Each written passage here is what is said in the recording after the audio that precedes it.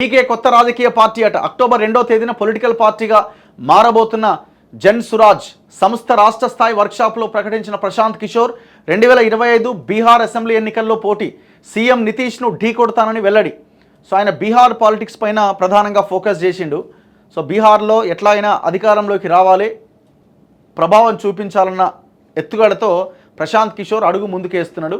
So ఆయన స్థాపించిన జన్ సురాజ్ రాజకీయ పార్టీగా అవతరించబోతున్నదట అక్టోబర్ 2వ తేదీన.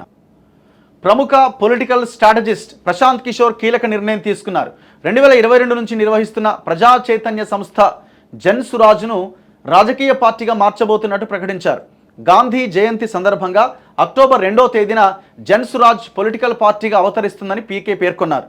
2025 బీహార్ అసెంబ్లీ ఎన్నికల్లో తమ పార్టీ పోటీ చేస్తుందని తెలిపారు. ఆదివారం పాట్నాలో జరిగిన జన్ సురాజ్ రాష్ట్ర స్థాయి వర్క్షాప్లో ప్రశాంత్ కిషోర్ ఈ వివరాలు వెల్లడించారు. తమ పార్టీ నాయకత్వం ఇతర వివరాలపైన తగిన సమయంలో ప్రకటన చేస్తామన్నారు. బీహార్ సీఎం నితీష్ కుమార్ను ఒంటరిగా ఢీకొడతామని స్పష్టం చేశారు. ఈ వర్క్షాప్లో బీహార్ మాజీ సీఎం భారతరత్న కర్పూరి ఠాకూర్ మనవరాలు జాగృతి ఠాకూర్ సహా పలువురు నేతలు హాజరయ్యారు. 2 ఏళ్లుగా జన్ సురాజ్ ఉద్యమ సంస్థలో జాగృతి క్రియాశీలకంగా పాల్గొంటున్నారు. జాగృతి ఠాకూర్ అన్నయ్య రామ్నాథ్ ఠాకూర్ ప్రస్తుతం జేడీయూ ఎంపీగా ఉన్నారు. ఆయనకు కేంద్ర మంత్రి పదవి కూడా దక్కింది. జన్ సురాజ్ సంస్థ కార్యకలాపాల్లో ఇప్పటివరకు పాల్గొంటూ వస్తున్న కీలక నేతల్లో ఆర్జేడీ మాజీ ఎమ్మెల్సీ రాంబాలి సింగ్ చంద్రవంశీ, మాజీ ఐపీఎస్ అధికారి ఆనంద్ మిశ్రా కూడా ఉన్నారు. సో కర్పూరి ఠాకూర్ మొన్న కేంద్రం రీసెంట్గా భారతరత్నను ప్రకటించింది కదా.